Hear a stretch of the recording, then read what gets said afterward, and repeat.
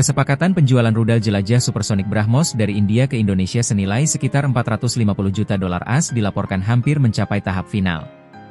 Negosiasi antara kedua negara dikabarkan telah rampung secara teknis dan kini hanya menunggu persetujuan resmi dari Moskow, mengingat BrahMos merupakan produk kolaborasi antara India dan Rusia.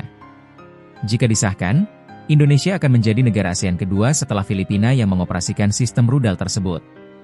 Kesepakatan ini dipandang sebagai titik balik bukan hanya bagi kebijakan ekspor pertahanan India, tetapi juga bagi lanskap keamanan Asia Tenggara yang tengah mengalami perubahan cepat. Sebagaimana diberitakan dalam artikel First Post bertanggal 4 Desember 2025, minat Indonesia menandai pola baru di kawasan.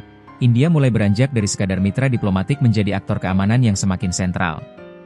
Selama beberapa dekade terakhir, dinamika pertahanan di Asia Tenggara pada dasarnya bersifat bipolar.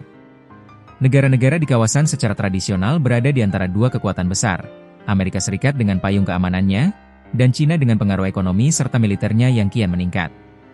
Namun, logika dua kutub tersebut semakin tidak diminati oleh negara-negara ASEAN yang lebih memilih menjaga otonomi strategis tanpa berpihak pada salah satu blok. Dalam konteks inilah India muncul sebagai alternatif yang dianggap stabil, terjangkau, dan non-koersif. Ekspor BrahMos, yang menjadi simbol kemampuan teknologi India, memperlihatkan bagaimana New Delhi mulai memainkan peran lebih luas di kawasan Indo-Pasifik. Mengapa Indonesia tertarik BrahMos? Bagi Indonesia, kepentingan strategis tidak hanya terkait wilayah Laut Natuna Utara, yang beberapa kali menjadi sorotan akibat klaim sepihak dan pelintasan kapal asing. Lebih dari itu, Indonesia memerlukan sistem pertahanan yang mampu menjaga wilayah maritim yang sangat luas dan jalur pelayaran penting, termasuk Selat Malaka. Rudal BrahMos, yang dikenal memiliki kecepatan supersonik, presisi tinggi, dan fleksibilitas peluncuran, darat, laut, udara, dipandang dapat memberikan efek penangkal, deterrence, yang signifikan. Sistem ini bukan hanya untuk merespons ancaman, tetapi juga memberikan pesan kuat tentang kemampuan menjaga kedaulatan. Analis pertahanan menyebut minat Indonesia terhadap BrahMos juga dipengaruhi perubahan situasi geopolitik global. Ketergantungan pada satu pemasok, baik dari AS maupun China, dinilai terlalu berisiko secara politik maupun ekonomi. Pembelian dari AS berpotensi memicu reaksi negatif dari Beijing, sementara pembelian dari China dapat menimbulkan ketergantungan strategis jangka panjang. Dalam kondisi tersebut, India menjadi opsi yang lebih netral. Robinder Sachdev dari Imagindia Institute bahkan menyebut India menawarkan sebuah jalur ketiga, yakni jalur yang bebas dari risiko sanksi, bebas tekanan geopolitik, dan bebas persyaratan bersifat intrusif. Kebangkitan India sebagai pemasok senjata global. Penjualan BrahMos bukan sekadar transaksi komersial bagi India. Ekspor ini dianggap sebagai bukti meningkatnya kemampuan industri pertahanan India untuk bersaing di pasar internasional. Perusahaan BrahMos Aerospace, yang dimiliki bersama DRDO India, 50,5%, dan NPO Mashinostroyenia Rusia, 49,5%, telah lama dipandang sebagai contoh kolaborasi teknologi pertahanan yang sukses. Kecepatan rudal, yang bisa mencapai Mach 2,8 hingga 3, serta kemampuan manuver pada ketinggian rendah, menjadikannya salah satu sistem yang paling diminati di kawasan Indo-Pasifik. Pada 2022, Filipina menjadi negara pertama yang membeli BrahMos dengan kontrak senilai 375 juta dolar AS. Minat Indonesia, disusul pembicaraan lanjutan Vietnam yang disebut mencapai nilai 700 juta dolar AS, menunjukkan eskalasi permintaan signifikan dari Asia Tenggara.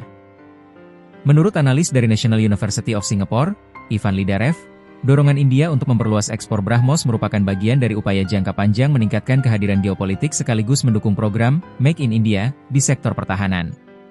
Pemerintah India mengumumkan ekspor pertahanan yang mencapai 2,64 miliar dolar AS untuk tahun fiskal 2024-2025. Selain itu, Menteri Pertahanan India Rajnath Singh mengungkap kontrak baru senilai lebih dari 40 miliar rupiah dalam satu bulan, sebagaimana diberitakan moneycontrol.com pada 2 Desember 2025. Walau pemerintah India tidak menyebutkan daftar negara pembeli, analis meyakini Indonesia dan Vietnam termasuk di dalamnya. Dampak pada keamanan regional. Jika Indonesia, Filipina, dan Vietnam bersama-sama mengoperasikan BrahMos, beberapa pengamat memperkirakan terbentuknya pola baru yang mereka sebut Triangular Deterrence Matrix. Jalur penangkal ini terbentang dari Selat Luzon, Laut Natuna, hingga Poros Sunda Malaka. Jaringan tersebut dinilai dapat memperumit kalkulasi strategi maritim Cina di kawasan, sekaligus memberikan ruang lebih besar bagi negara-negara Asia Tenggara menjaga otonomi pertahanannya. Yang menarik, evolusi ini bukan berarti negara-negara tersebut memihak India. Sebaliknya, Mereka memilih India justru karena ingin memiliki kebebasan untuk tidak memilih antara AS dan China.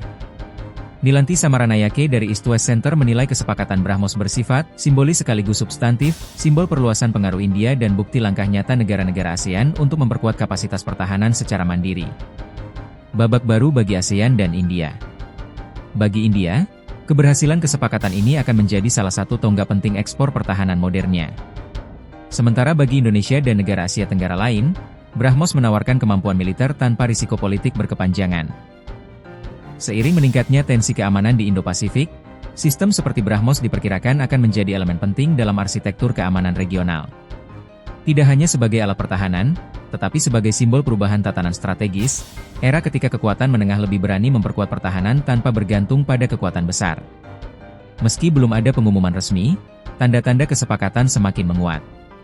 Jika terwujud, BRAHMOS dapat menjadi bagian dari fondasi keamanan baru di Asia Tenggara, menandai India bukan lagi pemain pinggiran, melainkan pemasok pertahanan regional yang diperhitungkan.